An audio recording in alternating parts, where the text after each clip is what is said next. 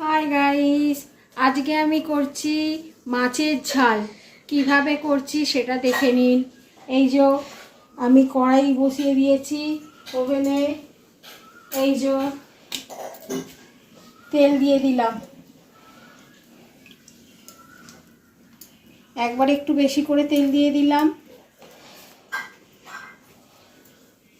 এই যে আবার মাছের ঝাল করতে লাগছে। পেঁয়াজ কাটা, একটা বড় সাইজের পেঁয়াজ, একটা বড় সাইজের টমেটো, যে মাছ আর মাছের ডিম করব, তাই নুন হলুদ ধুয়ে নুন হলুদ মাখিয়ে রেখেছি। আচ্ছা, এখানে আদা রসুন বাটা, আমি আদা রসুন বেটে ফ্রিজে স্টোর করে রেখে দিই, কখন লাগে না লাগে। এই যে হলুদ, এই যে তোমার কাশ্মীরি লঙ্কা গুঁড়ো আর নুন, অবশ্যই তেলটা আমার দেওয়া হয়ে গেছে। ব্যাস, এবারে আমি তেলটা গরম হলে মাছটা ভেজে নেব। তেলটা আর একটু গরম হলে, না হলে কড়ায় কামড়ে যাবে মাছগুলো, তাই জন্য তেলটা আর একটু গরম হতে দিচ্ছি।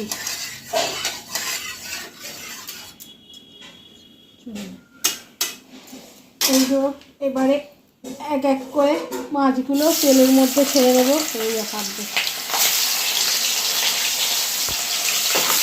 এটা হচ্ছে রুই মাছ। রুই মাছের কালিয়া প্রচুর খাচ্ছে, খেতে আমার গায়ে ছিটকে চলে এলো। এই আমার নাকি, এই জন্য আগুনটা কমিয়ে দিলাম।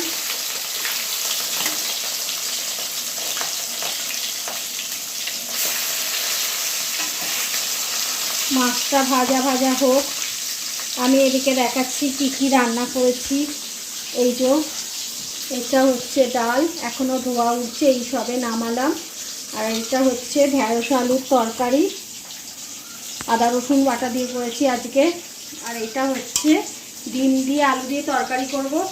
আলুটা তরকারিটা করে রেখেছি, ডিম সেদ্ধ করে ভেজে ওই ঝোলটা দিয়ে ফুটিয়ে নেব। এরপরে হবে দেরাদুন চালের ভাত। মাছের ঝালটা হয়ে গেলে তারপরে ভাতটা বসাবো। ভাতটা লাস্টে বসাই, কেন গরম থাকে বলে। মাছটা ভাজা হোক, মাছের ডিমটা ভাজা হোক, ফিরে আস। এই যে মাছ ভাজা হয়ে গেছে, ভালো করে মাছটা এবার তুলে নিচ্ছি। এবার মাছের ডিমটাও ছাকা তেলে ভালো করে ভেজে নেব। ভাজার পরে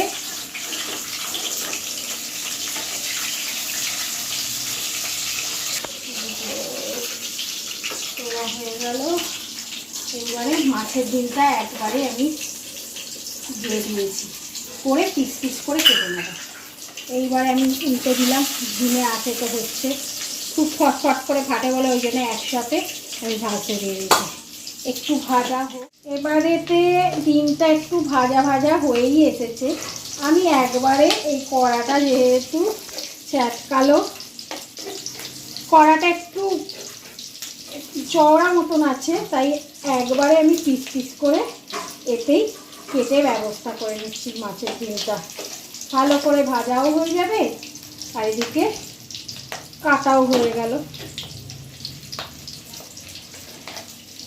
আর একটু ভাজা ভাজা হলেই হয়ে যাবে মাছের ডিম।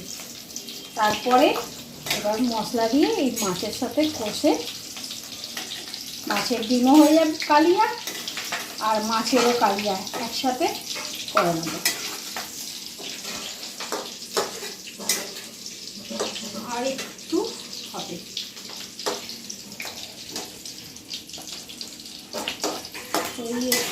আর একটু হবে।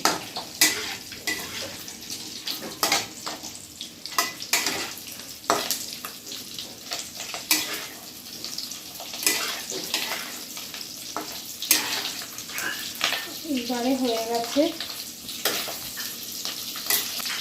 তাই এবারে মাছের ডিমটা নামিয়ে নেব।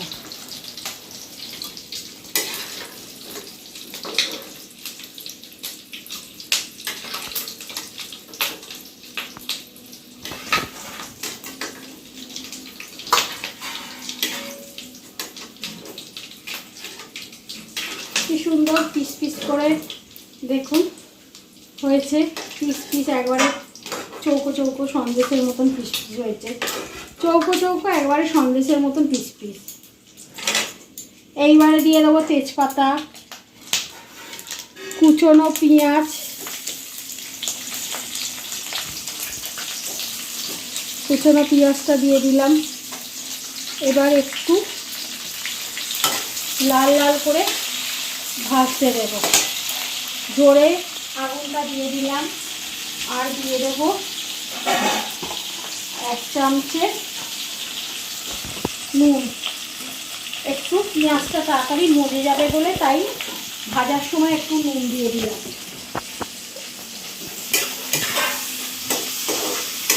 এবার পেঁয়াজটা একটু লাল লাল ভাজা হয়ে একটা মজুক, তারপরে ফিরে আসছি। এই যে লাল লাল হয়ে এসছে, পেঁয়াজটা ভালোভাবে মজে গেছে।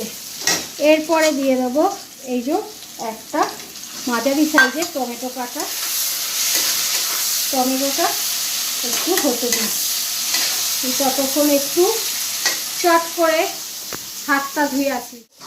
ওর মধ্যে 1 চামচ আদা রসুন বাটা।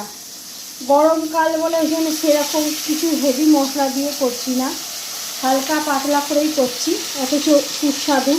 রোজ রোজ ঝোল খেয়ে খেয়ে অরুচি যদি হয়ে যায়, এইরকম একটা রেসিপি করতেই পারেন। এই যে দিয়ে দিচ্ছি এবার হলুদ 1 চামচে, আর দেব কাশ্মীরি রেড চিলি পাউডার,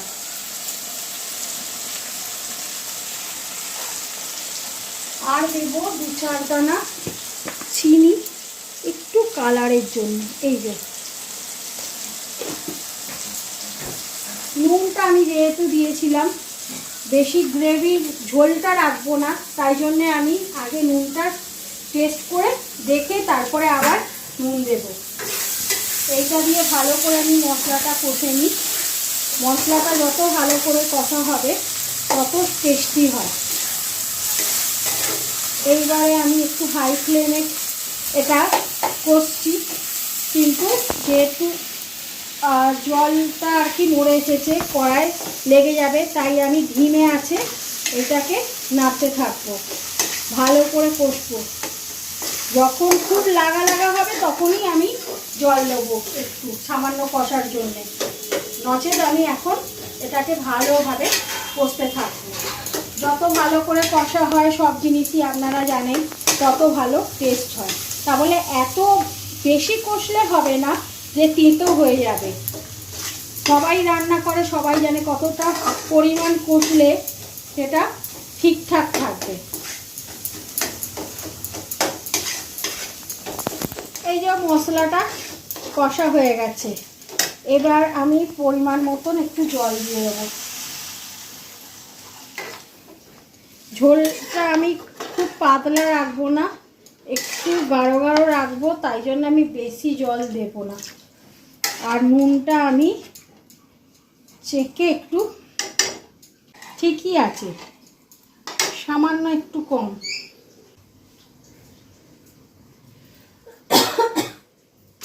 সামান্য করে নুন লাগবে, তাই সামান্য একটু নুন দিয়ে দিলাম। এই যে এইটুকুনি কম পড়বে। এক্ষুনি ঝোলটা ফুটে উঠবে, ঝোলটা ফুটে উঠলেই মাছটা দিয়ে ফুটিয়ে নামিয়ে নেব। প্রথমে মাছের ডিমগুলো এক সাইডে দিয়ে দেবো, ভালোভাবে ফুটতে দেবো। এরপরে দেব মাছগুলো,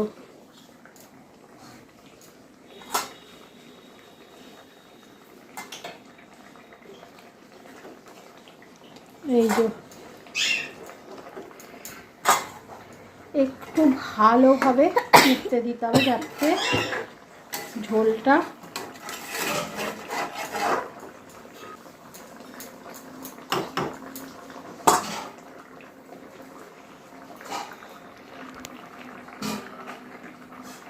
হয়েই এসেছে। আর 1-2 মিনিট ফুটিয়ে নেব, ফোটানোর পরে কমপ্লিট হয়ে যাবে আজকে আমার মাছ আর মাছের ডিমের রেসিপি। হচ্ছে আমার এই ছোট্ট মেয়ে, 9 বছরের মেয়ে সোহিনী। ভালো করে আমি দেখাতে পাচ্ছি না, এই যে আমার মেয়ে সোহিনী। এই আমার সবসময় ক্যামেরা ধরে দেয়, তাই জন্যই আমি শুটিং করতে। মাছের ঝালটা হয়ে গেছে, এবারে আমি এটাকে নামিয়ে নেব।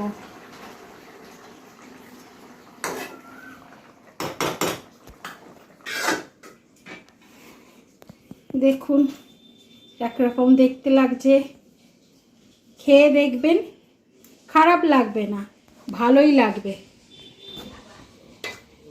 আমরা খেয়ে দেখেছি, আমাদের খুব ভালো লেগেছে, টেস্টি টেস্টি হয়। আপনারা খেয়ে দেখুন, আপনাদের খুবই ভালো লাগবে। ঠিক আছে, আবার ফিরে আসবো অন্য একটা রেসিপি নিয়ে। আজকের মতন ছুটি।